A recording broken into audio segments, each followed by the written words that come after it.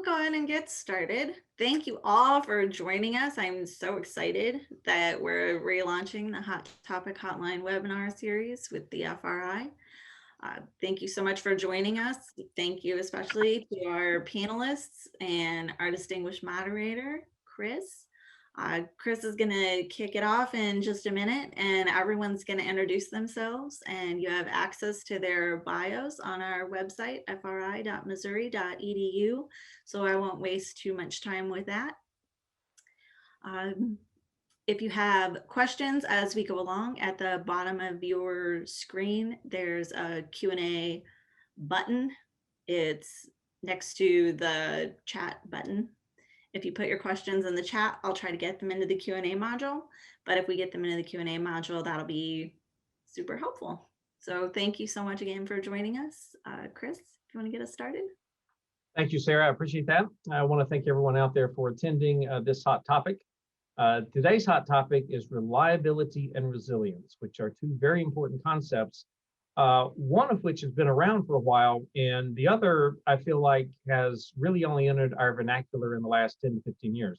Reliability being around for a long time and resilience being a relatively new concept that we talk about, I think, more than we used to.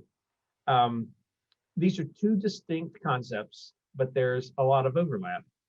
And I think we've struggled to define resilience over the years, but we've had a number of recent, somewhat unfortunate examples of how reliability and resilience are interrelated, but they are very different.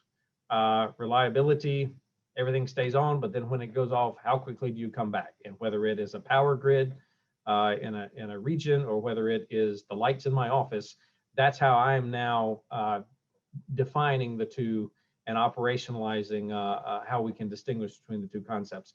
So today's discussion is not going to focus on any particular event, but it's going to tackle the issue more broadly by looking at how reliable and resilient our current infrastructure is, and what are we doing right, and what could we be doing better. And I'm going to briefly introduce our panelists today, and then I'll let them introduce themselves with a little more detail.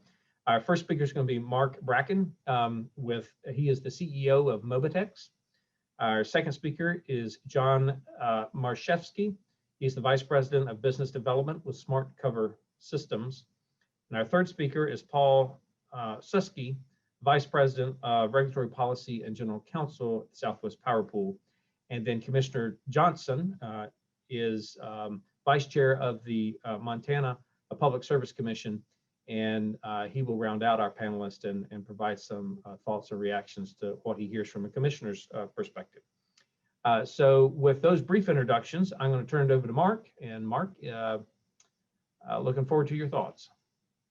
Great. Thank you very much, Chris. I'm going to share some slides, and while I do that, I'll introduce myself. As Chris said, I'm the CEO of Mobitex. What Mobitex does is we build monitoring equipment for critical infrastructure, specifically for corrosion protection systems and pipeline integrity sensors.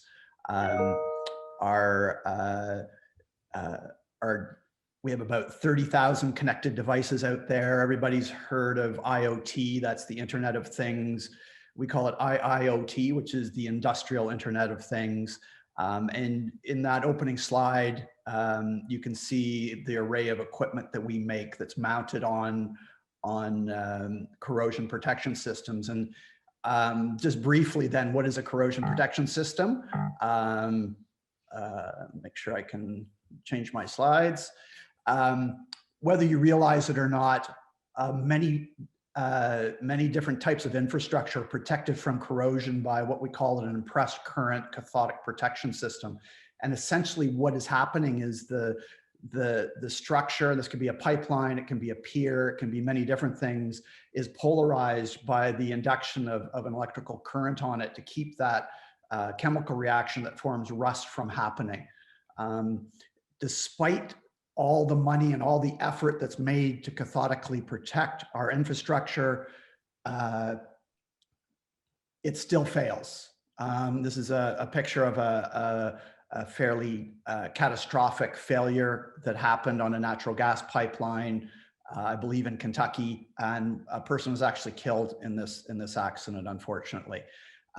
So the question, of course, is if we look at how things have been done in the past, all these systems have been monitored manually. And over the past 10 to 15 years, gradually more and more of them are being monitored automatically with remote monitoring equipment. So the question is, how can this monitoring and big data analytics that we're looking at now make infrastructure safer, more resilient, and more reliable? Just want to talk very briefly about the technology advances that needed to be done to make this happen. In the communication side, and everybody's heard about 5G. In the data and monitoring side, there's a subset of 5G called Cat-M1. And what happens is your cell phone, most of the battery powered is just communicating to the network to tell it where it is.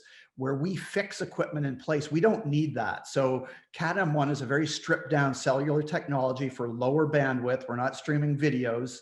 And really what it does is only send data. Similar things apply in a network called LoRa, as well as satellite communication. On the other side, most of our equipment is in very, very harsh conditions. So we need lightning reliability. Pipelines are a fantastic conduit for lightning. So you can imagine to have an electrical piece of equipment we have pictures of our stuff that looks like charred marshmallows, and it keeps working even though it's been hit by lightning. And the ability to withstand harsh conditions, in-road monitoring, road traffic, things like that. So a lot of work has been done, not only by our company, but many companies, to make their equipment very reliable, very long battery life. So I want to talk very briefly about what's driving the monitoring side. Communication sunsets. Everybody knows 5G is coming, or it's here now. That means a lot of the old equipment that was on 2G and 3G is being sunset right now. So we've done a lot of work to make our equipment modular. When the communications upgrade, we can continue to just replace a very small part of that equipment at very cost-effective rates, because obviously utilities spend a lot of money installing this equipment. Expanding regulation. So based on accidents like the one I show you, the regulator wants more monitoring, more oversight of critical infrastructure. And on October 1st, 2019, PHMSA released the mega rule, and that has greatly expanded the requirement for operators to monitor their equipment. What's driving our customers is operating efficiency, worker safety, and in many cases, even greenhouse gas emissions. So they want to increase their efficiency. So they spend a lot of money, people behind steering wheels, windshields, driving around. A lot of the equipment, as I'm going to show you, can be in very remote, hazardous locations. So this is a big driver for our customers. Finally, we've got over 30,000 monitoring devices out there. And you can imagine this many devices and the amount of data that they create has created data overload for our customers. So we're now looking at artificial intelligence, machine learning, to really boil down that data to what is important for our customers. And really the holy grail of this is to be able to become predictive of pipeline failures, for example. As these pipeline age, the amount of electricity it takes to polarize them and protect them increases. So we want to monitor that. And when people don't monitor the pipelines, they have to send people out manually to take these measurements. And very often they'll get one data point per year on what we call a test point. And it's just not adequate to fully understand what's happening with your infrastructure. So when we start to monitor it, we get daily or weekly data, and we can follow patterns and get much more information on what's happening with the equipment. So finally, I'm going to end up, here's a case study that we just did in the Peruvian jungle. Pipelines run through very remote, sometimes very harsh conditions. Access is difficult, expensive, sometimes even dangerous. When people go out and check their rectifiers, those are the devices that pump that electricity into the pipeline, we found spider webs, snakes, all kinds of interesting things in there. So this is a picture of one of these test points that's making sure that pipeline is properly protected in the middle of the Peruvian jungle. And there's one of the workers setting up one of our battery operated devices. That battery should last 5 to 10 years. So they won't have to go back out to this location for a long, long time. Thank you, Chris. That's all I've got for now. Thank you, Mark. Next, we're going to turn to John Marszewski. John, why don't you tell us what Smart Cover Systems is and share your thoughts on resiliency. Absolutely. Well, appreciate everyone listening to the story about Smart Cover. I'm going to do like Mark did and bring my slides up here and continue talking. So Smart Cover came into being in 2005, was founded by 2 elected water officials in Southern California. Sewer spills, you know, has become a growingly increasing problem due to aging infrastructure, but also climate change is causing major issues, as you witnessed in Houston and Fort Lauderdale and Southern Florida over the years, you know, the increasing number of storms and problems. And the question is, you know, how do you prepare for these and how do you mitigate them? So many of you may remember me from Mueller Water Products. So my kids like to joke with me, but I joined, you know, they like to say I joined the dark side this year. So I've just recently with Smart Cover, and kind of my role in this is working with our larger clients, particularly the private wastewater utilities, on, you know, sharing and educating about the story. So I won't spend too much time on this story, but we like to call it instant infrastructure. Essentially, these are sensors that were designed for to live in sewers, and they use the Iridium satellite network, which, you know, those of you familiar with the DoD, is military grade. It was the only system operational in the Northeast after Hurricane Sandy back in 2012. And that's the one advantage here. If you have a power outage or major storm outage, the system is going to continue to give you visibility into your wastewater system and your pipelines, particularly your lift stations, where, you know, it's very critical. If you have a backup, that's a major problem. This information then, you know, comes back down through secure servers. We perform analysis. Our servers are, you know, located in San Diego. And we also integrate with weather and also with USGS river stream tidal gauges as well. So we offer predictive analysis. If a storm is coming, you actually know based on history what the impact is going to be within your wastewater system. And we can help you get out to the most critical sites before you end up having a problem. Okay. So in terms of resiliency and you know, the overall offerings, really wastewater is very different from water. Water tends to be, you know, can be very predictable. You may not know where your leaks are going to occur, but you can certainly model it and look at your aging pipelines as a pressurized system and understand its behavior pretty well. Wastewater is very different. You never know where you're going to have a blockage, where you're going to have some grease, or, you know, we like to call frogs and fogs, you know, build up in the system. So it's that environment of uncertainty that being, you know, when you monitor, you're actually able to understand what's going on and be able to get out into the system at the right time before anything happens. We call it, as I mentioned, instant infrastructure. The platform initially came into being just to prevent sanitary sewer overflows. And as I saw on the first slide, we prevented over 40,000 in the last 15 years. Cleaning optimization is something gaining attraction.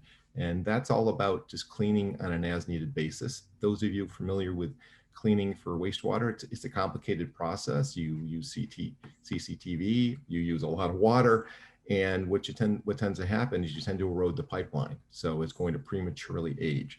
So if you clean just when you need to, you can literally save, you know, scores of money. We have San Antonio water system that has about 500 of these units, and they're saving on the order of a couple $1 million per year. So inflow and infiltration, I'm going to talk about in a bit more detail and end up with a video. It's really important. We talk about the amount of energy that's being consumed by water and wastewater treatment plants. Well, wastewater is really bad.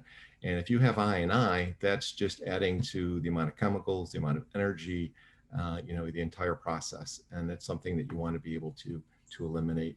At least in the Northeast and Midwest, combined sewer overflow systems, they're under much more, well, I'll say severe timelines for reporting, and, you know, and then developing long-term control plans to be able to prevent them in the future. Nobody wants, you know, polluted oceans or polluted rivers and streams. Last year, the company introduced a hydrogen sulfide monitor, which, you know, I'll talk about briefly here coming up. So there's really two sensors that form the basis of the system. One is what we call our subsonic level sensor. And if you look at the chart, you can see it's actually a dual sensor. It has an ultrasonic that measures within the manhole up to the point of the sensor itself. And then above it, there's a pressure sensor. So this is a very unique system, and you get the full dynamic range of the manhole. So we actually know when an overflow is occurring or about to occur. And it has built-in alarms and actually advisory levels that will guide the operations folks as to when to take action. We introduced the H2S sensor, and that is really about preventing, you know, premature failures, both the sewer pipes as well as your process equipment in the plant. It also, you know, if you have an excessive amount, you have higher treatment costs. And then the big thing is those smelly egg, you know, issues that comes from the associated odors. This is just a quick screen. This is what it looks like from the graphical user interface. You can see, you know, when systems are okay, certain systems are an alarm. You can see the various additional gauges like rain, tidal, stream, etc. I'm not going to spend a lot of time here. And this is probably the most important slide in the presentation. This is how it works. This is how it does predictive analytics. So what happened here back on 12/16, I had a notification that something was going on, some kind of grit buildup going on in my pipeline. And then a couple of weeks later, I got a second trend. You can see it start to go up, and then a third trend. And then this is when they actually did the cleaning.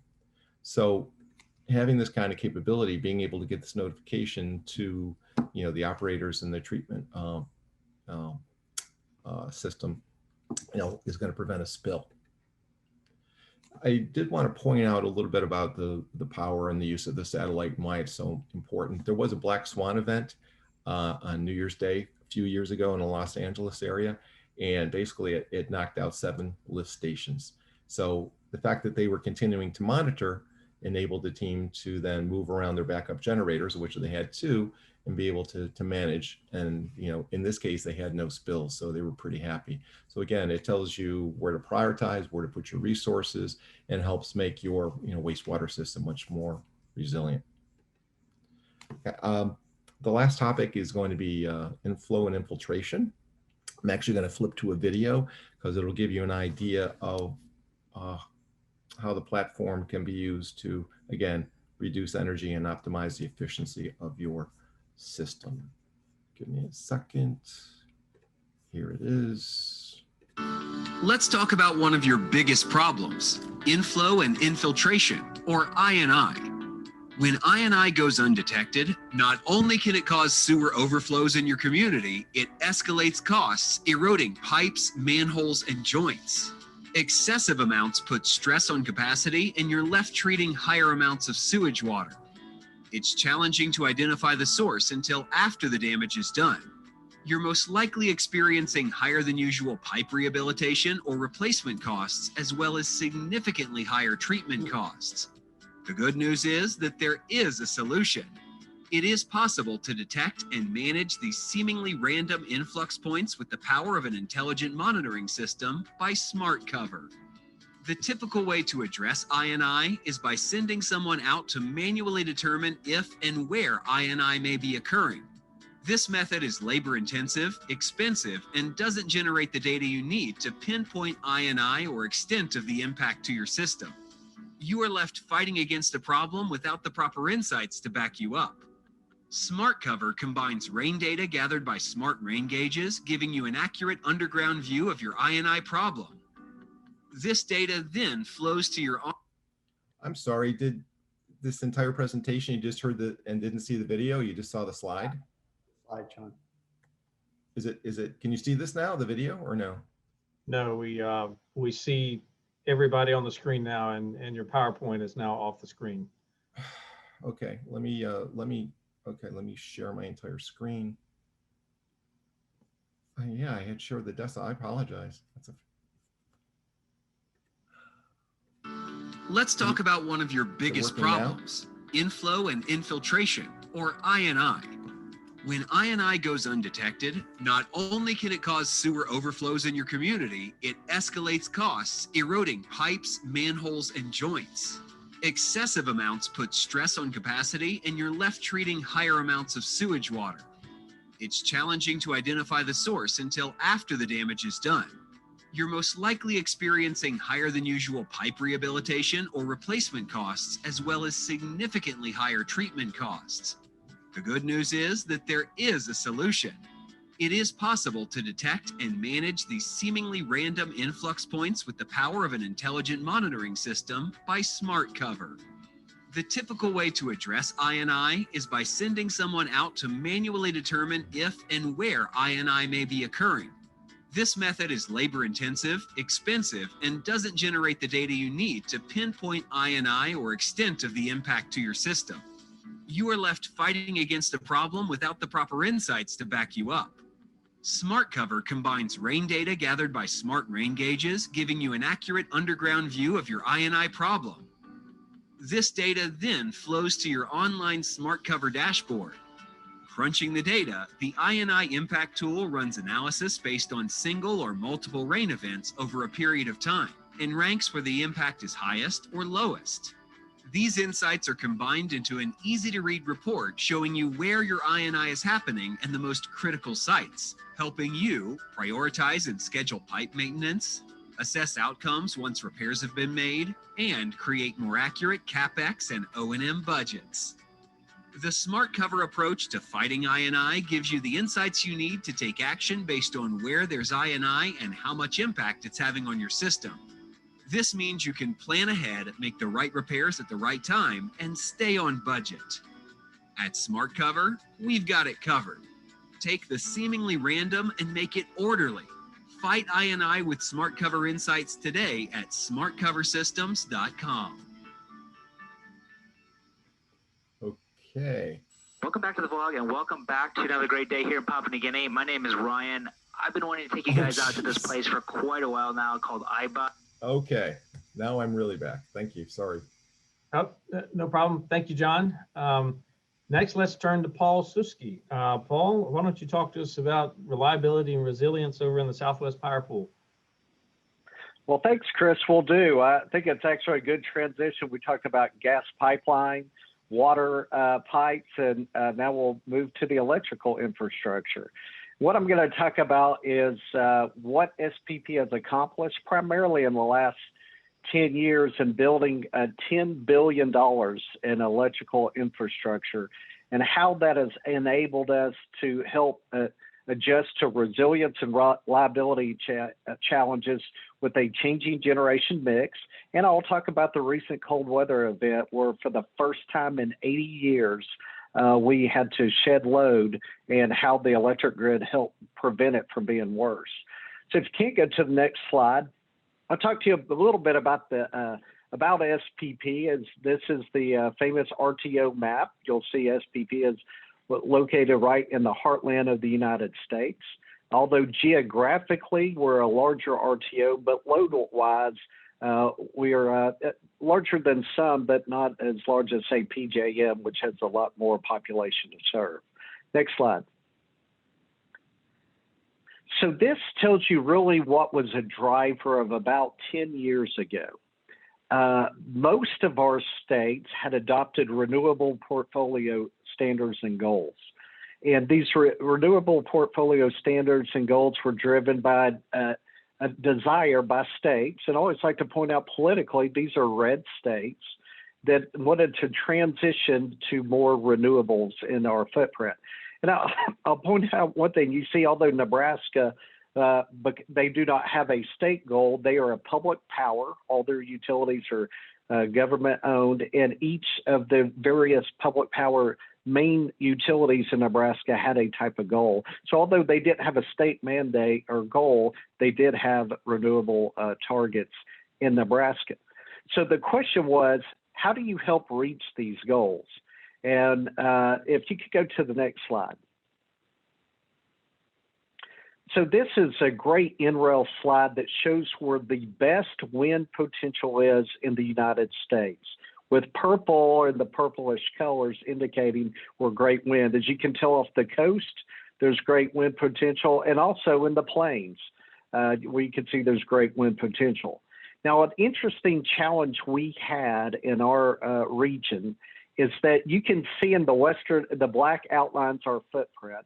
Well, the best wind is in the western part of our footprint, but the load is primarily in the eastern part, from northwest Arkansas and the Fayetteville area with the Walmart boom to Omaha, Kansas City, Tulsa, Oklahoma City. They tend to be in the eastern part. So one of my favorite lines about wind is that if you like wind, you're going to love transmission. And so part of the challenge is, how do you harness the wind in the west and ship it to the east in the loads? Next slide. So what we embarked in was an incredible partnership with, we have a regional state committee, which is a committee set up of state commissioners. They have the authority under our governance model to determine who and decide what is the policy of who pays for transmission cost allocation. And then the RTO is the independent planner for the grid under our authority from FERC.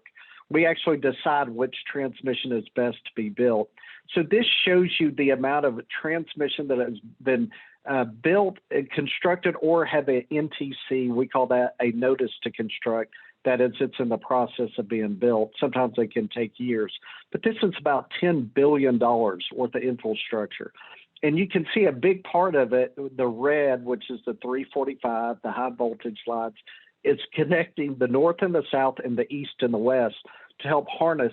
Now, it moves all generation, not just wind, but clearly wind was a big driver because of state mandates or goals. Next slide.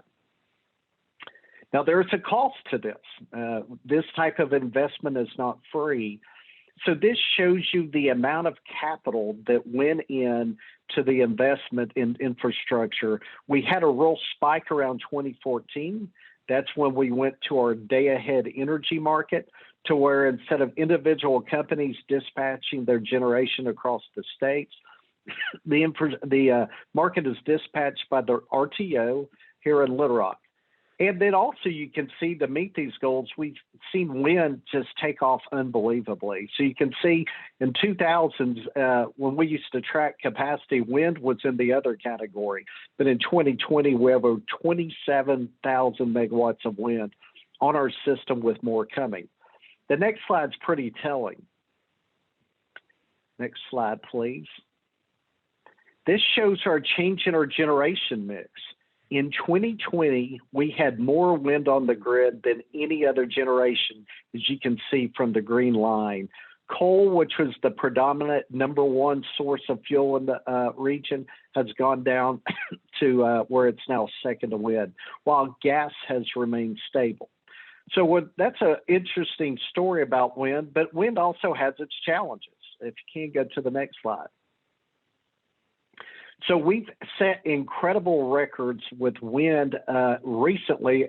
Since I've put this slide together, we've set another record. We've had over 80% of the generation at any point in time on the grid to be wind. But wind does not always blow.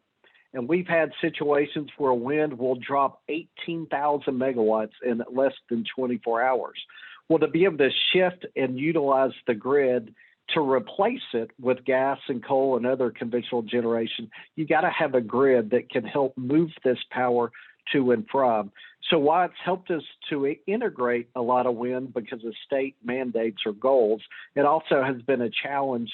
It has helped us to meet the challenges with wind that drops off and firing up other plants to replace the wind whenever it's not blowing. Next slide. And this gives you an example of wind where we lost 16,000 gigawatts of wind in 21 hours. If you didn't have the infrastructure to move power, it was replaced quickly with gas and coal because wind wasn't there. Next slide. So now I want to transition to, this is so telling, this slide here. And so you've all heard about the cold weather event that had catastrophic impacts in ERCOT, Texas. So the red stripes you see in the middle, that is our footprint. The blue is where it wasn't below freezing, was below 0 degrees temperature. We have not seen this in over 100 years in this nation. And as a result, the systems were stressed. You had another number of plants, particularly in the South, that aren't weatherized for these type temperatures, break and not operate. Of the 90,000 megawatts of capacity we have on our system, we're about 35,000 megawatts we're capable of running, and that didn't meet our load. But for the grid that we have, we were able to import power from the Western Interconnect, from Canada, and from MISO. To put things in perspective, of those familiar with the RTO maps, PJM was shipping power to MISO, and MISO was shipping power for us. But for that, we would have had much longer rolling blackouts like we did.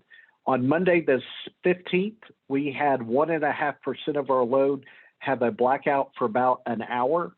And then on the 16th, we had a shed load of about 6.5% of our load across the footprint for about 3 hours in 2 different tranches. But an incredible event. It's something I hope we never see again as a nation.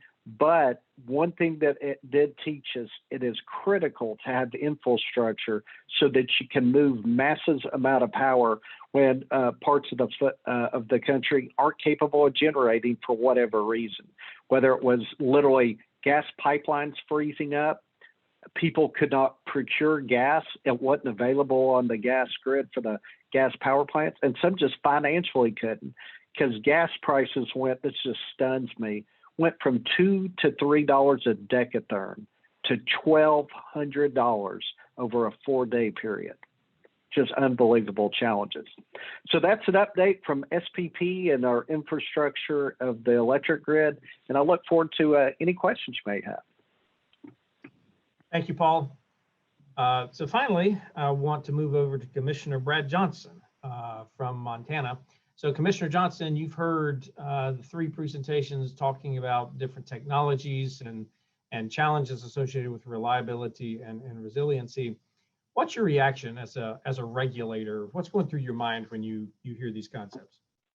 Well, gosh, Chris, from a regulator standpoint, I hardly know where to start. I'm more convinced than ever that, and I suspected this conversation would do this, raise far more questions than provide answers in terms of how we go forward. And I guess I'd start with some thoughts just about the basics. And the first, and I think I'm right in this assessment, that the relationship between reliability and resilience is one with an inverse component to it. And what I mean by that is that if we somehow were able to create 100% reliability in one of these sectors, water, gas pipeline, or electricity, we would need, there'd be no need to have a discussion about resilience.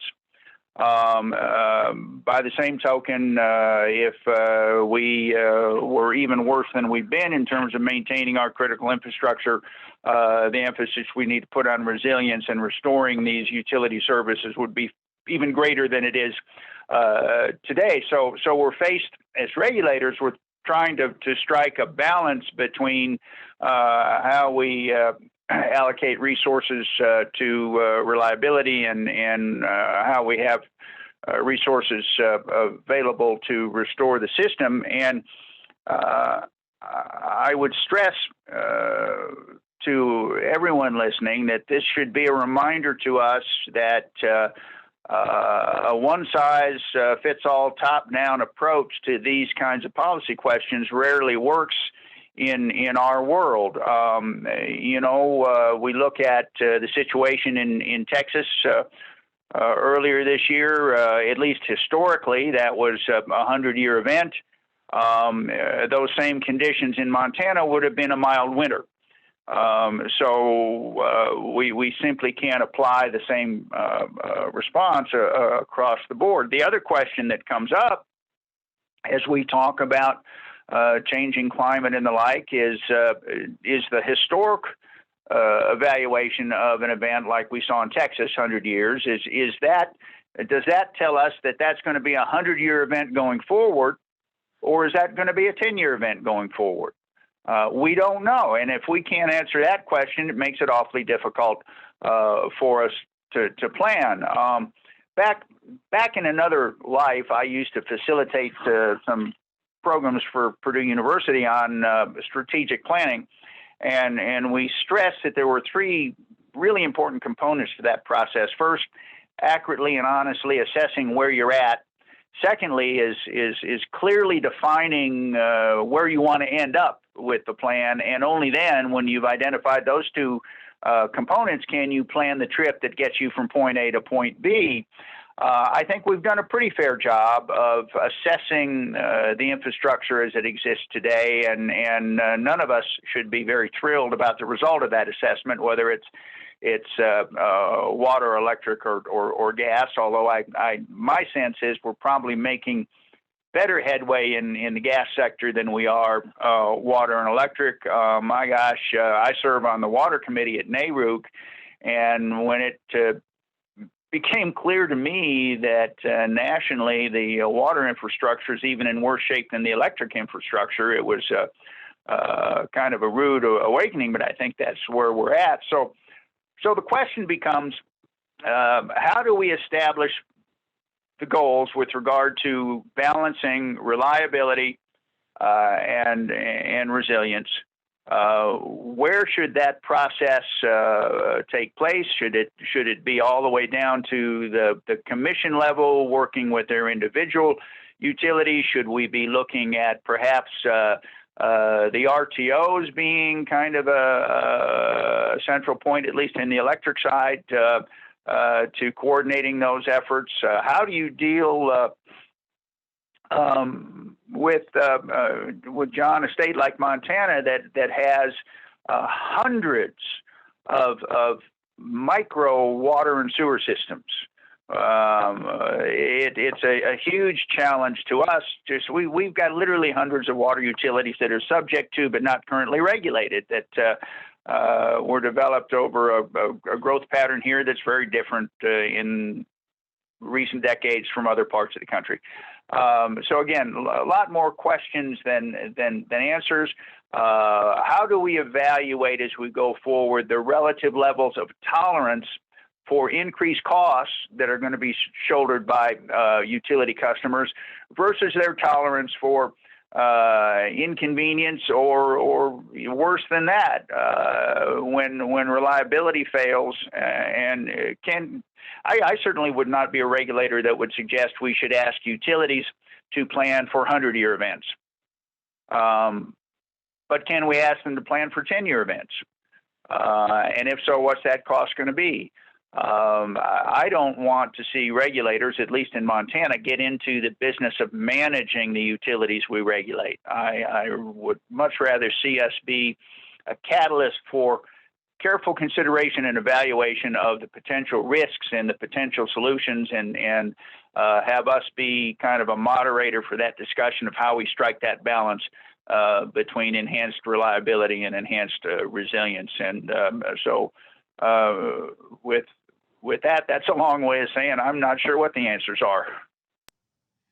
Well, thank you, Commissioner Johnson. I like one of the questions that you raised, and I want to put it out there for the group. I'm going to tweak it just a little bit. Are there any best practices out there with respect to evaluating and implementing reliability and resilient technologies? You know, cost benefits important, as the commissioner said. You know, how much are you going to spend? You know, what's the impact going to be? Reliability in and of itself has different values depending on the customer you're talking to. If it's going to reset your alarm clock, it's one thing. If it's going to reset your industrial process one day, it's another. And so there's different values associated with that. So are any of you aware of any best practices out there with respect to evaluating and implementing resilient technologies? So maybe I can speak real quick. Sandia National Labs put out a validation tool that we've adapted. And what it allows you to do is working with GIS and understanding how the wastewater system works, you can actually figure out what's the risk in your system of an overflow. And you can take that risk to zero with X cost, or you can figure out what makes you comfortable. So. And just, you said that's Sandia National Labs. What's the name of the tool? Well, we call it SNAP, but it's their validation tool. I'm sorry, I have to look up their name. Okay, that's fine. That's a tool that I'd not heard of. So hopefully others can pick up and explore that. I appreciate that. Mark, I see you come off mute, and then Paul. On the gas side, we've had requests from GTI, the Gas Technology Institute in Chicago, where they work on behalf of the utilities to evaluate new technology. I can speak to one point of Commissioner Johnson's points in terms of the cost of implementing these technologies. We're very focused on getting a return on investment. So there has to be not just a pure cost to implementing these technologies. And I know Smart Cover is the same, is that we can show the return on investment. In some cases, it pays for itself just because people aren't out driving around. That's very expensive for these utilities in terms of their operational budget as well. So we tend to go through a lot of trials with our customers. We have utilities right now in seismic zones. When you talk about resilience and reliability, every time an earthquake happens, obviously these pipes are designed to withstand them, but nobody really knows what the effect on them is. So the more sensors we can put out on the same platform, because once they make the investment in the infrastructure, to only do one thing with it is kind of a waste of money. Well, it's not a waste of money, but it's not fully utilizing the systems that we're putting out there. So as we add more sensors to technology that they may have already deployed for a few $100s, they can start monitoring what happens during an earthquake, for example, with the same sensor. And the cost really goes to installing the sensor, not on our data or the sensor. It's so they want to make sure that they plan far in advance if they've got some normal maintenance to do, that they can apply it. But generally, a lot of apart from GTI, many of the customers independently verify their own technologies. There's no one silver bullet. Thank you, Mark. Paul, did you have some thoughts? Yeah, absolutely. Great question, Chris. I think when you take a look at the electric grid, the key is if you don't have electricity, the American economy, our lives just don't function. We're so dependent on electricity. And the biggest risk that our industry faces, as you see, is storms, weather events, whether it's a hurricane or a polar vortex. And I think good lessons learned from these events, deep dive studies, can really help you stop and think and realize, what is it that worked well? What poles of the transmission infrastructure was able to withstand hurricane winds? Which ones were not? On the generation side, as we definitely learned a lot, is we accredit in the electric side, accredit generation based upon a capacity. So for instance, if you have a 100 megawatt coal plant, 100 megawatt gas plant, and 100 megawatt wind farm, wind is less reliable, so it has a lower accreditation. While I'll tell you, looking at the facts from the polar vortex, at least in the winter, gas generating plants weren't as reliable. Not only were the ones, some not winterized in the South, but they physically could not get gas to generate, or they simply couldn't afford gas because it got so expensive. So I think looking at the actual events and analyzing them after the fact can help you understand better what works and what's cost effective and what's not. Thank you, Paul. So a lot of the discussion up to this point, particularly John, your presentation and Mark's presentation, has been very technology focused in terms of monitoring and such. And so this question came to mind: how do we ensure that the resilient technology is in and of itself reliable and resilient? Because when you get the storms like Paul's talking about, if you're remote monitoring, which depends on electricity, goes down, that seems to need resilience in and of itself. So how do you, in your technologies, how do you account for that? How should the system account for that? So our technology, at least, and most of the IoT devices out there are battery powered. So, we use a lithium thionyl chloride the last 2 years, so it's independent. The biggest issue really is maintaining connectivity with the network, as I mentioned, in storms and other things. So using satellite gives you that level, for, particularly for your more critical locations. Yeah, on our side, corrosion's a little bit, and there are exceptions to this, particularly where pipelines run along AC corridors, because you can get very fast corrosion. But corrosion is a little bit like the bulldozer coming at you from a mile away. It's, it's there and it's serious, but you got lots of time to react to it. That being said, as John said, a lot of our equipment is battery operated. We've spent a lot of time on low power electronics lasting 5 years. And you have to remember, if the electrical grid goes down, that whole polarization technology that I showed you also goes down, which is not a good thing. As I said, especially in some of these AC corridors, those wires induce magnetic fields that again cause direct corrosion, or can cause direct corrosion of those pipelines. And AC corridors and pipelines are partners, right? Once you have that right of way, people want to put all the infrastructure in it, but they do interact with each other. So it's a very serious matter. But from our equipment point of view, there's a lot of QA. We literally shock our equipment with 40,000 volts to see if it still functions. We submerge it in water for with our new products that are going underground for as long as they can take it, basically, until they fail. And then we learn and then we improve them. So there's a continuous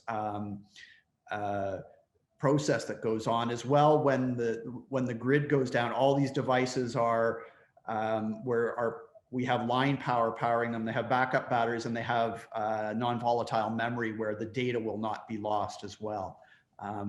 We actually had an interesting one where one of our customers had a lightning hit a rectifier and blew it probably 600 or 700 feet in the air from where it was. And we have GPS on our equipment, so we could actually tell them where the rectifier carcass was. And it just so happened they had a spot check from the regulator 2 weeks later, and it got up to the CEO level, because if they'd gone and done a spot check on this regulator and they found that lightning had blown it up, there would have been consequences for them in terms of probably more frequent inspections and that sort of thing. So having that GPS location can actually identify where the equipment is, if there's any theft or if it's shot. You saw that thing in the jungle. When they're out in a field, they are a target for people who like to do target practice as well. So we will tell people when this is happening as well. So there's a lot of detail that mostly from voice of the customer that we've learned over the years to increase the resilience of our equipment. Yeah, there is a standard, and I'm sure it applies to Mark as well. It's C1D1 called intrinsically safe devices, which if you're putting something down a sewer manhole, you don't want it to blow up. But same thing with the gas, it has to be IS rated in order to be put in those locations. Thank you both. So I've got a question in the Q&A box, and I'm going to read it to you. It says, as we continue to see policies moving towards electrification of the economy, what are the implications for evaluating the cost benefits of resiliency and reliability? How should that influence these policies pushing us towards electrification? And that's a general question. And then someone responded to it and said they're particularly interested in what Commissioner Johnson thinks on that question. So I'll throw it out there to anybody. What are the implications for evaluating the cost benefits of full electrification? I'll start a bit. I'll say one component of electrification is what it could do to the distribution system. Historically, you have big thermal generators that push power all the way to neighborhoods and people's homes. If we have an entire fleet of electric cars and everybody gets home at 6 o'clock, plugs in their cars, can the distribution system handle it? And that's consumer driven. It's a consumer decides to buy an electric car, and you do that. But then on the flip side, it has the opposite. At some point, those electric cars can become generators and push back on the grid. And what impact does that have on the local system? I think key deal will be similar to weather events. Go to areas of our country or around the world that has moved faster to electric cars than others, and you can really study what impact it could have on the distribution system. Other thoughts? I think it raises, Chris, a number of questions, both on the distribution side, but on the generation side. You know, when I was on the commission for about 2 months when I said that what we really needed to find was a source of reliable crystal balls that we could gaze into for our decision-making process. I think that's very much true here. Tell me, Paul, you're expert in the field. Tell me when we're going to have utility-scale affordable storage that takes the intermittency out of wind. Can you give me an exact date for that? I will say solar paired with batteries is very competitive and cost effective. But the scale and the amount you would need for the entire electric grid is and a significant amount would cost a lot of investment. I think like if you look at SPP, if I look at 20, 30 years down the line, we have tremendous wind potential. There are times we have more wind than we have load. It's can you figure out a way to store the wind so then when the wind quits blowing to release it to the grid. But batteries are becoming more cost effective when paired with solar. What we are seeing the number one wind on our footprint, but we're seeing large scale batteries coupled with wind and solar to get onto the grid. But as you, I think you're alluding to, Commissioner, the investment in that to work 24/7, 365 days a year, we're a long way from that in my view. But it is becoming much more cost effective. Well, there's no question about it. I mean, we don't have to look back very far when unsubsidized cost of solar panels made solar generation virtually impractical and unthinkable. But my point is, we know we're moving away from the traditional model of centralized generation with a highly integrated grid. That model served all of us well for 125 years, but it is no longer the model that works. How fast we're going to move forward with the distributed generation and alternatives to that original model, I don't know, and we can't answer the question from the participant out there until we have a better indication of how fast we're going to move in that direction. But I think so long as we see significant intermittency in lolar and wind generation, we're going to have to be relying on significant fossil-fueled baseload generation. I just, from a regulator standpoint, don't see how we can abandon all of those sources without doing something to shore up the capacity that we'd be losing, the dispatchable capacity we'd be losing if we move too fast in that direction. Thank you, Commissioner. We've got about 5 minutes left. Let me throw out a different line of questioning. So we've been living with COVID for over a year. And so let me work a COVID question in. So COVID presents some reliability resilience issues in terms of, what happens if a plant gets infected or something like that, plant staff gets infected. I want to take it down the technology line that we've been talking about today. Have any of you seen over the last really 14 months as we've been navigating COVID, the pandemic causing utilities to take a second look or get more excited about remote monitoring and remote operations? Is that something you've seen? Has that been an impetus for anything, or is it still, are utilities still about as interested in that as they were before COVID? I think from our perspective, we've seen more interest. So our business, we're one of the lucky ones that during COVID, we grew our business in 1 year, pretty much 20%. I'm not going to say that was all due to COVID, but certainly in the conversations we've had with some of our customers, there is because nobody really knows with the variants how long this is going to go on, if it's going to resurge, if there's going to be something else. So people want to be able to get their data. They also realize that it's the same thing. I think we've realized there's probably not as much travel in all of our daily lives for business, that there's a lot more we can do with technologies like Zoom. And our customers, I think, I don't think it's changed their opinion on remote monitoring, but it's perhaps accelerated their adoption of some of these technologies. Yeah, definitely. On the wastewater side, it's become a safety issue, right? Who wants to deal with a wastewater manhole, right? Because, COVID is down there. So having the remote monitoring just tells the operators they just have to go out there on an as needed basis. So manage much more effectively. So we've got 2 minutes left. Let me wrap us up with a question to all of you, and give me a 1-sentence response. If you are what type of question should a regulator be asking as they're grappling with utility plans to invest in resilient technologies? What's a question that a regulator should ask? Great question. I would say, how is big data making our infrastructure more reliable, or how can it make our infrastructure more reliable and more resilient? Because we are in the age of big data, and it's already here. I've got a data scientist working for me on machine learning with corrosion data now.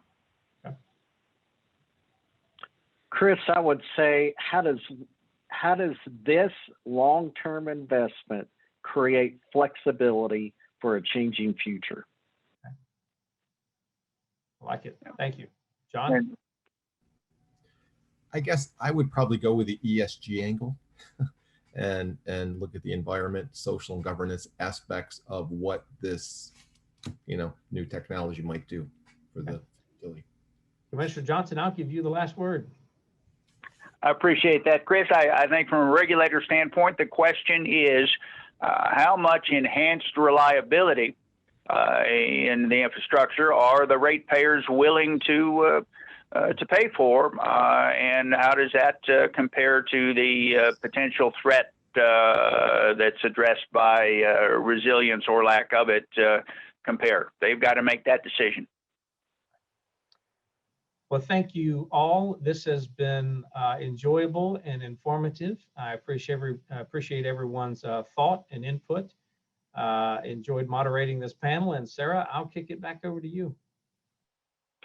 All right. Thank you, all of you who joined us. I hope you got as much out of this as we did. Thanks to our amazing panel and our phenomenal moderator who got us in perfectly on time.